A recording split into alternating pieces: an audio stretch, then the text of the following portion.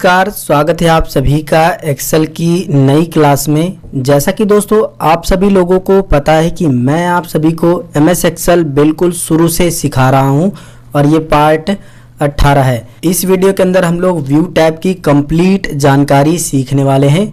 अगर आप जो है एमएस एक्सेल बिल्कुल शुरू से सीख रहे हैं, यानी पार्ट 1 से लेकर के पार्ट 17 तक अगर आपने मेरी वीडियो एक्सेल की देखी है तो आप ये पार्ट 18 वीडियो ज़रूर देखिए। एक्सेल का व्यू टैब बहुत ही ज़्यादा इम्पोर्टेंट है। एक्सेल के व्यू टैब के बारे में आपको ज़रूर पता होना चाहिए। बस एक वीडियो काफ़ी है व्यू टैब के बारे में। एक ही वीडियो के अंदर हम लोग कंप्लीट व्यू टैब की जानकारी सीख लेंगे। तो ये वीडियो आपके लिए बहुत ज़्यादा इम्पोर्टेंट है। इस वीडियो को पूरा शुरू से लेकर के लास्ट तक का ज़रूर देखिएगा। हेलो दोस्तों, मेरा नाम है गुलाब और आप देख रहे हैं गुलाब गुरु कंप्यूटर स्मार्ट क्लास। अगर आपको ये वीडियो पसंद आता है, हमारे द्वारा दी गई जानकारी आपको अच्छी लगती है, तो ये वीडियो आप ज़रूर लाइक करिए और अपने दोस्तों के साथ भी इस वीडियो को शेयर करिएगा ताकि उनका भी फ़ायदा हो सके। और चैनल पर अगर पहली बार हो, अभी तक चैनल को सब्सक्राइब नहीं किया हो तो सब्सक्राइब करो यार। सब्सक्राइब करना बिल्कुल फ्री है। मैंने आपको बताया कि इस वीडियो के अंदर हम लोग जो है व्यू टैब की कंप्लीट जानकारी सीखने वाले हैं।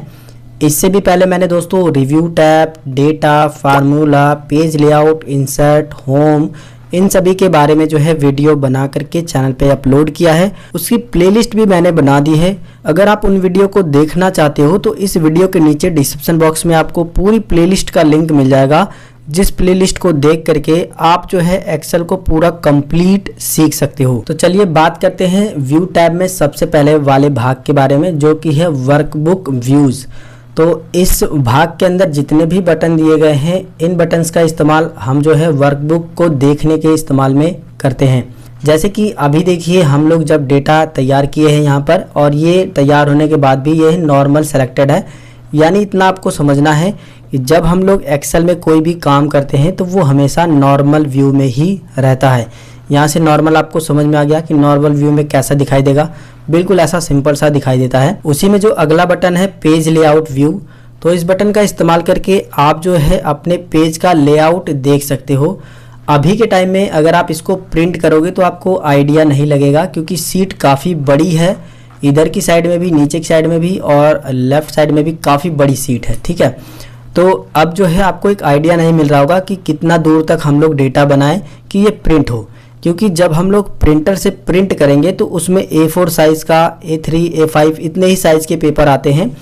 लेटर साइज़ का आता है, बस कुछ ही साइज़ होते हैं। लेकिन ये शीट तो काफ़ी बड़ी है, इस साइज़ का तो पेपर आएगा ही नहीं। तो ऐसे में हमको आइडिया नहीं लगता है कि कितने दूरी तक हम लोग जो है डेटा को बनाएं कि हमारा जब हम लोग इसको प्रिंटर से प्रिंट करें तो हमारा डेटा सही सही आए। ठीक है, तब उस समय हम क्या करेंगे, पेज लेआउट व्यू पर क्लिक करके अपना लेआउट पेज का देख सकते हैं कि कैसा हमारा डेटा है। और डेटा अगर बाहर जा रहा है तो उसको हम करेक्शन करके अंदर कर सकते हैं, या फिर अपने पेज के अकॉर्डिंग जो है इसको एडजस्ट कर सकते हैं। जैसे कि मैं पेज लेआउट व्यू पर क्लिक करता हूं, तो देखिए पेज लेआउट व्यू पर जैसे ही हमने क्लिक किया तो पेज लेआउट व्यू कुछ इस तरीके से हमको डेटा को दिखा रहा है। एक्सेल ये बता रहा है पेज लेआउट व्यू में कि आपने जो डेटा बनाया है वो इतना ही जो है कॉलम तक इसके अंदर प्रिंट होगा एक पेज के अंदर, और अगला जो डेटा है वो अगले पेज में जा रहा है। ठीक है, तो इससे आपको एक आइडिया लग जाएगा कि टोटल तक ही हमारा प्रिंट हो रहा है, यानी हमको और भी कॉलम को खिसकाने होंगे या फिर इसको जो है एडजस्ट करना होगा। तो इस तरीके से आप पेज लेआउट व्यू देख सकते हो। इसके साथ साथ आपको यहाँ पर ये भी चीज़ें मिलती है मार्जिन की। तो देखिए ये जो लेफ्ट साइड, ऊपर नीचे राइट साइड में जो दिख रहा है खाली स्पेस, वो मार्जिन है। और इसके साथ साथ जो है यहाँ पर जो है हेडर और फूटर लगाने का भी ऑप्शन मिल जाता है। अगर आप चाहो तो इस पर डबल क्लिक करके जो है हेडर भी लगा सकते हो। तो यहाँ पर जो है मैं हेडर लगा देता हूँ। मैंने यहाँ लिखा गुलाब गुरु, मैंने हेडर टाइप कर दिया है। मैं बाहर क्लिक कर दूंगा तो देखिए ये हेडर इस पर भी लग चुका है, इस पर भी लग चुका है। ये हेडर सभी पेज पे एक साथ लग जाएगा। तो यहाँ से आपको हेडर एंड फुटर लगाने का भी ऑप्शन मिलता है, नीचे भी आप लगा सकते हो। और साथ में आपको मार्जिन का भी पता चल जाता है कितनी मार्जिन छूट रही है। तो मार्जिन ज़्यादा छूट रही है तो आप जो है, मैंने पेज लेआउट बता दिया है, यहाँ पर आकर के मार्जिन को इसको कम या ज़्यादा कर सकते हो। कम कर दोगे थोड़ा थोड़ा मार्जिन तो ये चीज़ें इसके अंदर एडजस्ट हो जाती हैं। साथ में जो है पेज का ओरिएंटेशन चेंज कर दोगे, जैसे लैंडस्केप कर दोगे तो ये डेटा एक ही पेज में आ जाएगा। तो ये चीज़ें मैंने पहले से बता रखी है, उसको आप जो है देख लीजिए। फिलहाल हम लोग बात कर रहे थे व्यू टैब के बारे में, तो यहाँ पर इसको पोर्ट्रेट कर देते हैं और इसको व्यू पर आ जाते हैं। ठीक है, तो पेज लेआउट व्यू समझ में आ गया आपको कि जब हम लोग डेटा को तैयार करते हैं प्रिंट के लिए उस समय जो है हम लोग ये देख सकते हैं कि ज़्यादा मार्जिन छूट रही है कि डेटा हमारा कट रहा है, इस तरीके से पेज लेआउट व्यू में दिखाई देगा। ठीक है, फिर से जो है पहले जैसा करने के लिए आपको नॉर्मल पर क्लिक करना होगा तो नॉर्मल हो जाएगा। लेकिन यहाँ पर आपको एक चीज़ का नोटिस देना है कि जब आप पेज लेआउट व्यू पर क्लिक करके दोबारा से नॉर्मल पे क्लिक करोगे तो यहाँ पर देखोगे एक लाइन आ जाएगी। एक्सेल ने यहाँ पर आपको एक डायरेक्शन दे दिया है, एक लाइन दे दी है, नीचे की साइड में भी इस तरीके से और ऊपर की साइड में भी, ये पूरे सीट में जो है लाइन आ जाएगी। ठीक है, अब यहाँ से आपको एक डायरेक्शन मिल गया है कि इसी जो ये जो लाइन है इसके अंदर अगर आप कोई भी डेटा तैयार करते हो तो वो प्रिंट में अच्छे तरीके से आएगा। ठीक है, ये लाइन जो है अब इसी तरीके से आपको जो है दिखती रहेगी। इसको जो थोड़ा मैं जूम करके आपको दिखाता हूँ, ढेर सारी यहाँ पर लाइन है, देख लीजिए यहाँ पर। ठीक है, ये एक पेज है, ये दूसरा, तीसरा, चौथा, पांचवा, इस तरीके से आप डेटा को तैयार कर सकते हो। फिलहाल जो है इसको पहले जैसा करते हैं। तो यहाँ से आपको पेज लेआउट व्यू समझ में आ गया होगा। अब बात करते हैं पेज ब्रेक प्रीव्यू के बारे में। तो पेज ब्रेक प्रीव्यू का इस्तेमाल करके जितना आपका डेटा है उतने से आपका जो है पेज यहाँ पर ब्रेक हो जाएगा। यानी देखिए अभी जो हम लोग इसको प्रिंट करेंगे तो इतना ही डेटा आएगा, लेकिन जब हम पेज ब्रेक प्रीव्यू देखेंगे तो पूरा डेटा ये लेगा। ठीक है, जहाँ से आपका डेटा रहेगा उतना से पेज को ब्रेक कर देगा। तो मैं यहाँ पर पेज ब्रेक प्रीव्यू पर क्लिक करता हूँ तो और यहाँ पर ओके कर देते हैं और इसको मैं थोड़ा सा जूम कर लेता हूँ। ठीक है, अभी देखिए ये डेटा हमारा इतना ही एक पेज में बता रहा था, लेकिन पेज ब्रेक प्रीव्यू पर क्लिक करने के बाद जितना हमारा डेटा था उतने दूर से हमारे एक्सेल की शीट थी जो उसको पेज को ब्रेक कर दिया है। ठीक है, तो बस यही नॉर्मल देखने में काम आता है और ये पेज भी दिखा रहा है कि ये पेज 1 पे प्रिंट होगा और ये पेज 2 पर ये डेटा प्रिंट होगा। यहाँ देखिए पेज 1 पेज 2। तो यहाँ से आपको जो है पेज ब्रेक प्रीव्यू भी समझ में आ गया होगा। अब बात करते हैं इसको नॉर्मल की, तो नॉर्मल में हम लोग कर लेंगे। अब बात करते हैं अगले ऑप्शन की जो कि है कस्टम व्यू। तो इस पर क्लिक करके आप जो है जगह जगह रेंज दे करके ऐड करके कस्टम व्यू कर सकते हो। कैसे, मैं एग्जांपल आपको दिखाता हूँ। देखिए जब मैं यहाँ पर इतना देखना चाहता हूँ, बस इनका नाम दिखाई दे और हिंदी दिखाई दे, जब मैं इसको ऐड कर दूंगा तो जब मैं उसको डायरेक्शन दूंगा तो सिर्फ यही हमको दिखाई देगा। ठीक है, जैसे मैं कस्टम व्यू पे क्लिक करता हूँ, यहाँ पर देखिए ये पहले से मैंने ऐड किया है तो इसको हम लोग दोबारा से इसको ऐड करते हैं। यहाँ पर आपको एक ऐड का बटन मिलेगा, ऐड पर क्लिक करिए, इसका नाम दे दीजिए, मैं इसको 00 दे देता हूँ और ओके कर देता हूँ। तो देखिए अब जो है ये ऐड हो गया। ठीक है, इसी तरीके से हम दूसरी सीट पे चलते हैं और इसको जो है यहाँ से हिंदी, इंग्लिश, मैथ, यहाँ पर जो है अलग कस्टम व्यू ऐड कर देते हैं। यहाँ पर हमने किया 00 वाला हमारा पहले से ऐड है, दोबारा से हम लोग ऐड पे क्लिक करेंगे, 11 टाइप कर देंगे, 00 दोबारा से हो रहा है तो हम लोग 11 टाइप कर देते हैं, 11। ठीक है, इसको ओके कर देते हैं। तो अब जो है ये कस्टम व्यू यहाँ पर भी ऐड हो चुका है। इसी तरीके से आप जितना भी कस्टम व्यू ऐड करना चाहो कर सकते हो। जैसे मैं इसको जो है ऐड कर देता हूँ अलग से कस्टम व्यू और यहाँ पर जो है ऐड, यहाँ पर 22 टाइप कर देते हैं और ओके। अब देखिए अभी मैं जो है यहाँ पर हूँ, अगर मुझे पिछला वाला डेटा देखना है ये वाला, ठीक है, तो मैं पहले वाले सीट पर ही रहकर पिछला वाला डेटा को देख सकता हूँ। यहाँ पर मैं आऊँगा, यहाँ पर मैंने जो वो ऐड किया था वो 11 था, आपको बस ये याद रखना है और शो पर क्लिक कर देना है। जैसे ही आप शो पर क्लिक करोगे तो देखिए जो हमने ऐड किया था कस्टम व्यू वो यहाँ पर दिखाई दे रहा है। यहाँ पर रहते हुए भी आप पहली सीट का डेटा जो है देख सकते हो। यहाँ पर कस्टम व्यू पे क्लिक करिए, 22 हम लोग जो है इसको सेलेक्ट कर लेते हैं, ये वाला डेटा हम लोग देखेंगे। इसके बाद शो पर क्लिक करेंगे तो देखिए ये वाला डेटा हमको 22 वाला दिखाई दे रहा है। तो यहाँ से आप कस्टम व्यू को ऐड कर सकते हो, इतना आपको समझ में आ गया होगा। अब बात कर लेते हैं फुल स्क्रीन बटन के बारे में। तो इस बटन का इस्तेमाल करके आप जो है एक्सेल को फुल स्क्रीन में देख सकते हो। जब आप इस पर क्लिक करोगे तो आपका एक्सेल जो है फुल स्क्रीन में हो जाएगा। देखिए ऊपर जो हेड वो जो दिखाई दे रहा था ना, होम, इंसर्ट वगैरह, टैब वगैरह दिखाई दे रहा है, वो सब नहीं दिखाई दे रहा है, सिर्फ यहाँ पर ABCD हेडिंग दिखाई दे रही है, ये दिखाई दे रहा है। अब इसमें कुछ भी एडिट वगैरह मतलब कुछ भी डेटा तैयार करो फुल स्क्रीन में आपको पूरा साफ साफ दिखाई देगा। ठीक है, तो इस तरीके से अगर आपको जरूरत पड़ रही है तो आप इस तरीके से फुल स्क्रीन कर लीजिए। अगर आप यहाँ से बैक जाना चाहते हो तो कीबोर्ड में सबसे लेफ्ट साइड में ऊपर की साइड में ESC बटन होता है जिसको एस्केप की बटन बोलते हैं, उसको दबा दीजिए, पीछे आप आ जाओगे इस तरीके से कुछ। ठीक है, इतना समझ में आया आपको। तो यहाँ से हमने जो है इन सभी बटन के बारे में जो है सीख लिया है। अगर आपको ये वीडियो पसंद आ रहा है तो वीडियो को आप लाइक ज़रूर करिएगा। अब बात करते हैं शो और हाइड में जो बटन दिए गए हैं उन सभी के बारे में। तो इसमें जितने भी बटन दिए गए हैं उनको आप शो और हाइड कर सकते हो, यानी उनको दिखा और छुपा सकते हो। देखिए रूलर अभी डिसेबल है, ये तब इनेबल होगा जब आप इसको पेज लेआउट व्यू में देखोगे। अभी देखिए यहाँ पर रूलर नहीं दिखाई दे रहा है, लेकिन जब इसको पेज लेआउट व्यू में आप देखोगे तो देखिए जिस भी यहाँ पर पेज को मैंने क्लिक करके सेलेक्ट किया है उसके ऊपर की साइड में देखिए ये रूलर दिखाई दे रहा है। अगर मैं इस पर क्लिक करूंगा तो इस पर ये रूलर आ जाएगा, यानी जो पेज एक्टिव होगा उसी पर रूलर दिखाई देगा। अगर आपको रूलर को नहीं दिखाना है तो आप यहाँ से इसको हाइड कर दीजिए। अभी देखिए रूलर नहीं दिखाई दे रहा है। अगर आपको दिखाना है तो इस पर क्लिक कर दीजिए, रूलर दिखाई देगा। तो यहाँ से आपको रूलर समझ में आया। फिर से आते हैं नॉर्मल व्यू में। अब बात करते हैं फार्मूला बार की। तो देखिए ये जो दिखाई दे रहा है ना FX लिखा है, ये फार्मूला बार है। इस पर आप लेकर भी जाओगे तो भी माउस पॉइंटर जब आप वहाँ पर छोड़ोगे कुछ देर तक तो वहाँ पर लिख करके दिखा रहा है फार्मूला बार। अगर आप इसको दिखाना चाहते हो तो इसको ये टिक है रहने दीजिए। अगर इसको आप हटाना चाहते हो तो अनटिक कर दीजिए, वो हट जाएगा। समझ में आ रहा है? इसको टिक करते हैं, वापस लाते हैं। अगला ऑप्शन है हेडिंग के बारे में। तो हेडिंग ये है, देखिए ABCD ये सब हेडिंग है। हेडिंग इसको मत समझ लीजिएगा। एक्सेल में जो है ये हेडिंग वाला जो ऑप्शन है ना वो इसको इंडिकेट करता है, ABCD को 1 2 3 4 को। ठीक है, अगर आपको जो है 1 2 3 4 5 और ये वाला जो है हेडिंग नहीं चाहिए तो बस आप इसको जो है अनचेक कर दीजिए, वो देखिए गायब हो गया। ठीक है, अगर आपको चाहिए तो वो चीज़ यहाँ से आप ला दीजिए। अगर आप में पहले से गायब है तो आप इस सेटिंग को करके ला सकते हैं। बात करते हैं ग्रिड लाइन के बारे में। तो अभी देखिए मैं थोड़ा सा नीचे की साइड में आता हूँ। ये देखिए जो हमारा ये सेल है ना, इसमें जो अभी आपको थोड़ा थोड़ा ब्लैक कलर का ये लाइन दिख रही होगी, यही होती है ग्रिड लाइन।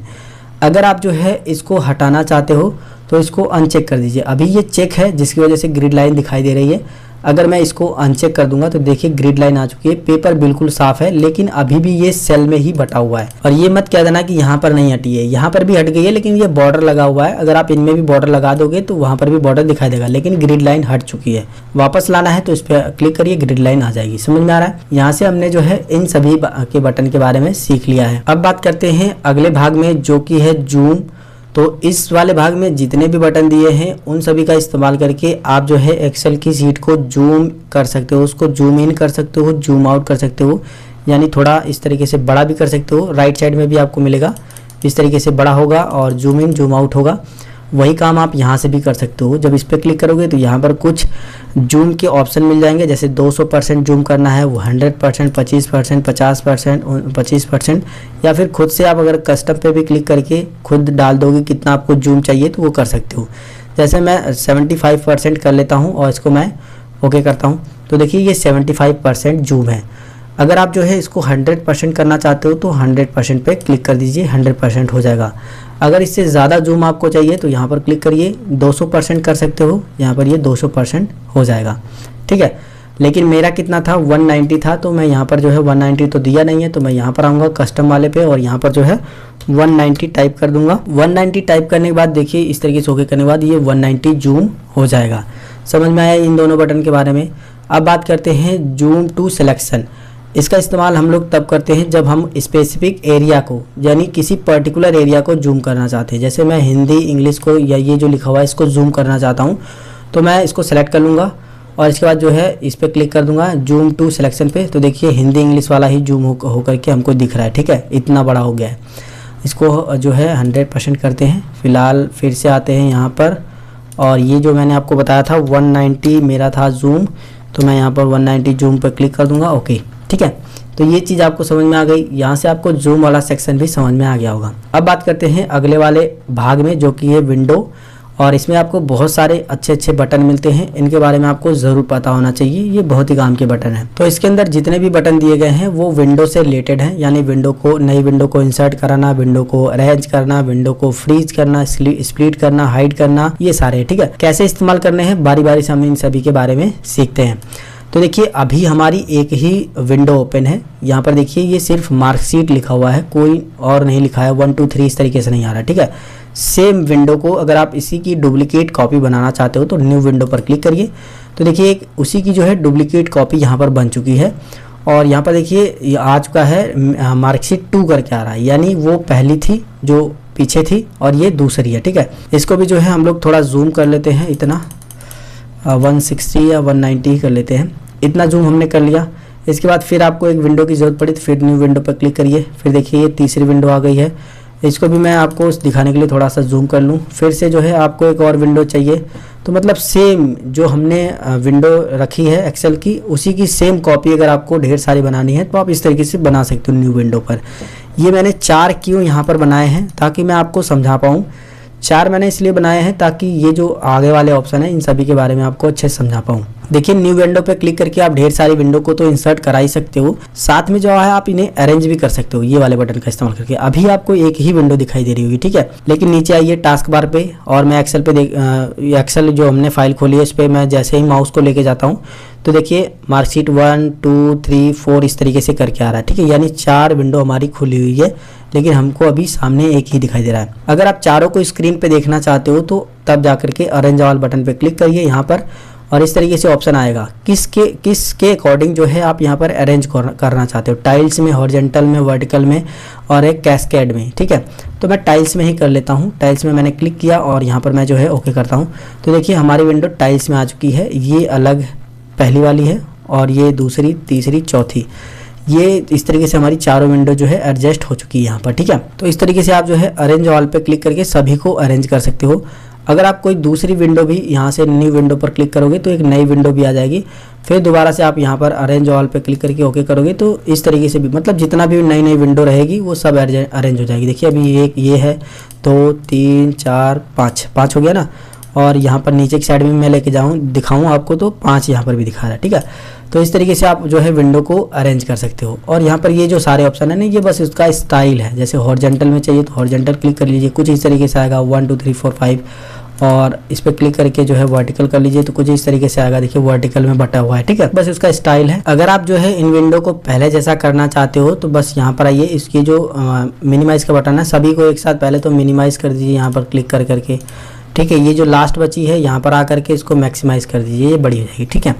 और आप चाहो तो उन सभी विंडो को डिलीट भी कर सकते हो, उनकी कोई ज़रूरत नहीं है। लेकिन हम लोग जो है आगे जब ऑप्शन सीखेंगे थोड़ी सी यहाँ पर ज़रूरत पड़ेगी, जिसकी वजह से मैं डिलीट नहीं कर रहा हूँ, ठीक है। अब बात करते हैं फ्रीज पेन्स के बारे में।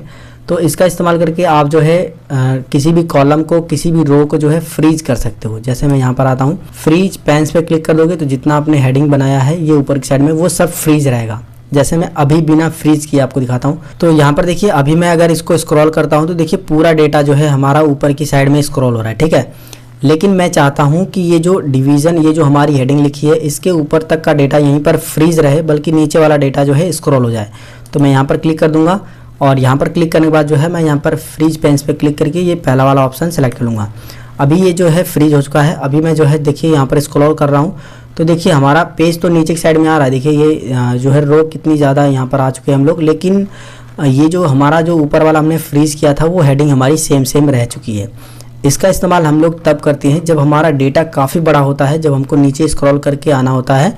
वैसे में हमको हेडिंग ऊपर रखनी होती है कि किस कॉलम में क्या चीज़ लिखा हुआ है, तो हम पूरा नीचे आकर के सभी चीज़ों को देख सकते हैं, लेकिन हमारी हेडिंग बिल्कुल टच से मस नहीं होगी, यानी हिलेगी नहीं, ठीक है। अगर आपको जो है बाद में इसे अनफ्रीज करना है पहले जैसा, तो यहाँ पर क्लिक करिए और यहाँ पर जो है फ्रीज पेन्स पे क्लिक करके अब देखिए यहाँ पर जो है जो फ्रीज पेन्स आ रहा था वो अनफ्रीज पेन आ रहा है, तो इस पर क्लिक कर दीजिए, वो अनफ्रीज हो जाएगा। अब देखिए पूरा स्क्रॉल हो रहा है, ठीक है। अब बात करते हैं इसी में अगला ऑप्शन है फ्रीज टॉप रो। अगर आप सिर्फ टॉप रो, जो ऊपर वाली रो है ये वाली, ठीक है, इस रो को जो है फ्रीज करना चाहते हो तब ये बटन काम करता है। जैसे मैं इस पर क्लिक कर देता हूँ तो देखिए ये फ्रीज हो चुका है। अब मैं स्क्रॉल करता हूँ तो देखिए ऊपर वाली रो बिल्कुल फ्रीज है पहले नंबर की, बाकी सभी जो है स्क्रॉल हो रही है, ठीक है, समझ में आ रहा है। अगर इसको अनफ्रीज करना है तो या फिर जो है इसी को जो है अनफ्रीज पर क्लिक कर दीजिए, वो अनफ्रीज हो जाएगा। इसी में जो है अगला बटन है फ्रीज फर्स्ट कॉलम। अगर आप जो है जो भी डेटा तैयार किए हो उसका फर्स्ट कॉलम को फ्रीज करना चाहते हो तब ये बटन काम करता है। अगर आपको इसको फ्रीज करना है तो बस इस पर क्लिक कर दीजिए, अब ये फ्रीज हो चुका है। अगर आप जो है इसको स्क्रॉल करके आगे की साइड में लेके जाओगे तो ये पहला कॉलम जो है यहाँ पर जो है फ्रीज रहेगा, बाकी सब के सब स्क्रॉल होंगे, ठीक है। तो देखिए सारे के सारे स्क्रॉल हो गए हैं, लेकिन पहला कॉलम जो है वहीं पर फ्रीज है। तो यहाँ से आपको फ्रीज वाला समझ में आ गया होगा। इसका इस्तेमाल तभी किया जाता है जब डेटा काफ़ी बड़ा होता है और हमको कुछ हेडिंग्स, कुछ जो है चीज़ों को फ्रीज करना होता है देखने समझने के लिए, ठीक है। अब बात करते हैं अगले वाले ऑप्शन के बारे में, जो कि है स्प्लिट। इस बटन का इस्तेमाल करके आपने जो एक्सेल में डेटा तैयार किया है उसको 4 टुकड़ों में स्प्लिट कर सकते हो, यानी कट कर सकते हो, बांट सकते हो, ठीक है।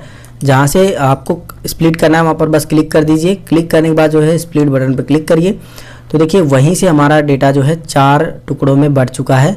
ये अलग टुकड़ा है देखिए, ठीक है, और ये अलग टुकड़ा है और ये अलग टुकड़ा है।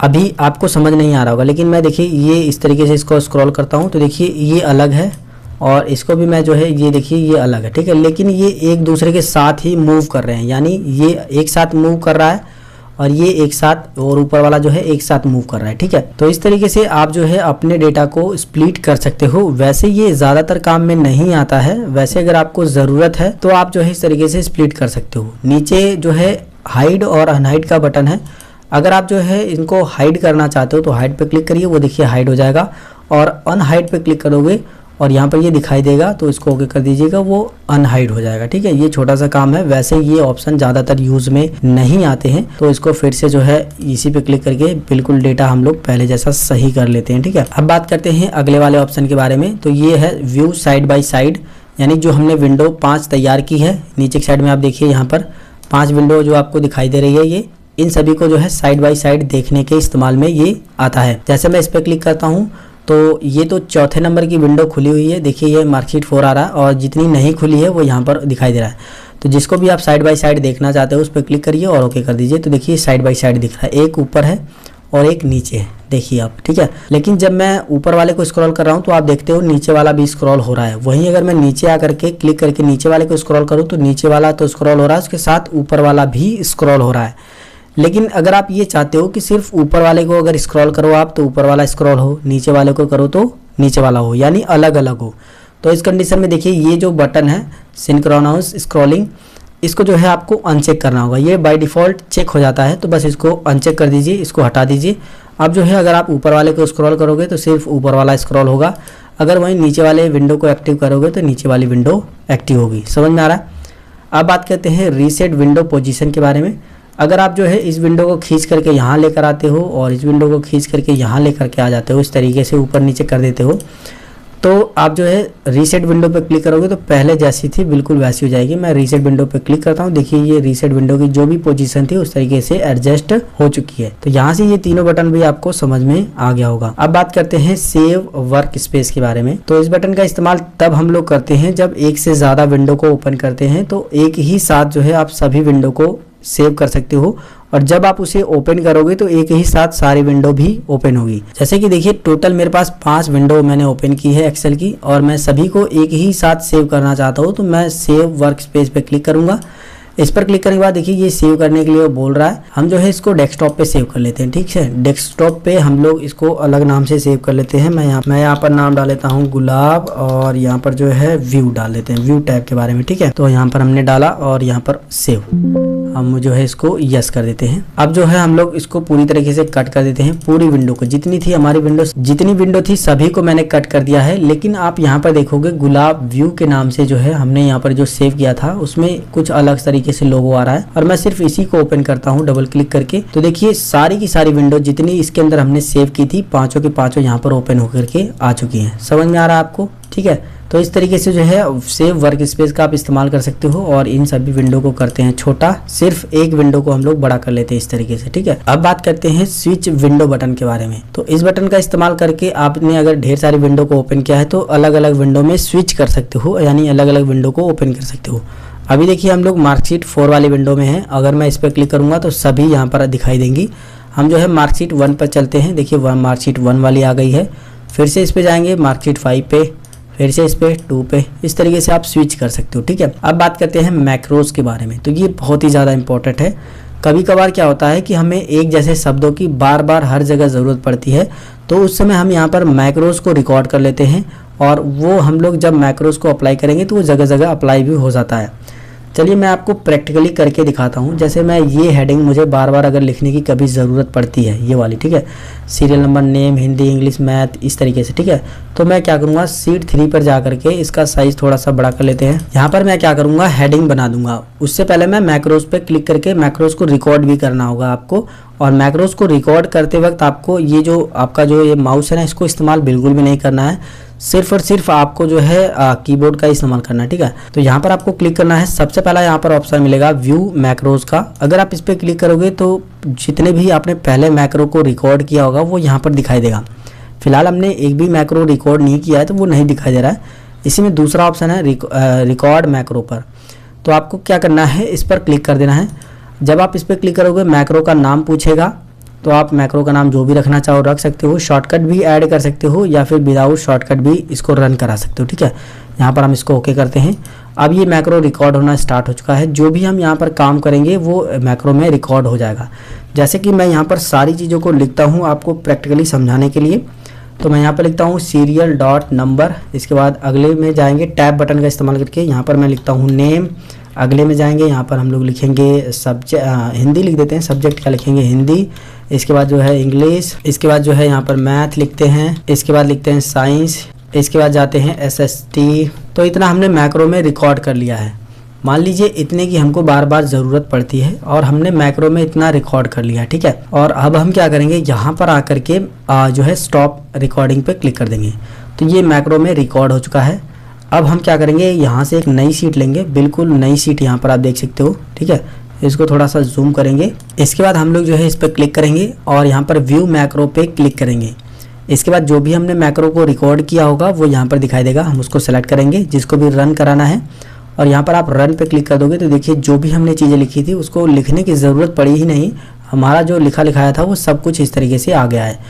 तो ऐसे आप हेडिंग ही नहीं, बहुत सारी चीज़ों को मैक्रो में रिकॉर्ड करके रख सकते हो। ये आपके दिमाग के ऊपर भी निर्भर करता है कि आप किन चीज़ों में मैक्रो का इस्तेमाल करते हो। मैक्रो को अगर आपको डिलीट करना हो तो यहाँ पर आइए, वी मैक्रो पे क्लिक करिए। अभी देखिए जो मैक्रो हमने रिकॉर्ड किया है उसको आप जो है रन करा सकते हो, उसको एडिट कर सकते हो, डिलीट कर सकते हो, ये सारी चीज़ें यहाँ पर ऑप्शन दिए हैं। तो इस तरीके से हमने जो है यहाँ पर मैक्रोज भी सीख लिया है। तो इस वीडियो के अंदर हम लोग जो है व्यू टैब की कंप्लीट जानकारी सीख चुके हैं। अगर आपको जो है व्यू टैब के बारे में कोई भी कंफ्यूजन है, जो चीज़ें आपको नहीं समझ आई, तो आप हमें नीचे कमेंट करके ज़रूर बताइए, मैं आपको उसका रिप्लाई ज़रूर दूंगा। अगर आपको ये वीडियो पसंद आया है तो वीडियो को लाइक कर दो, अपने दोस्तों के साथ वीडियो को शेयर कर दो।